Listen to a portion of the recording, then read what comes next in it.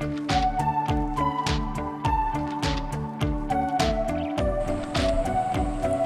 reti tulis Arab ataupun tulisan Jawi, tak ada masalah. Okey, sekarang ni dekat kanvas site Muallimah dah masukkan satu bahagian untuk adik-adik ataupun anak-anak belajar menulis.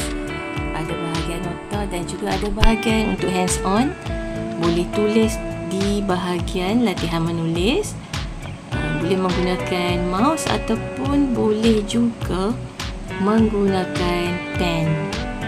Kalau yang ada tab ataupun Surface tu boleh, ataupun iPad boleh try tulis gunakan pen, tapi tak payah risau kalau tak ada benda-benda canggih-canggih tu, guna mouse saja pun boleh.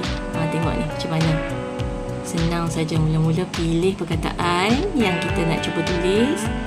Gunakan mouse, klik pada mouse, jangan lepas.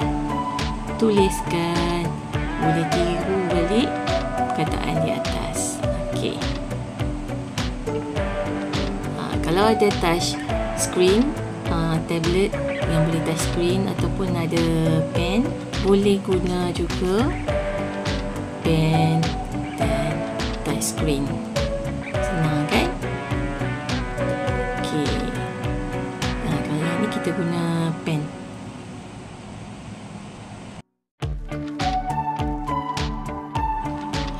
Kalau nak cuba buat di telefon pun boleh. Macam ni Muallimah try buat telefon.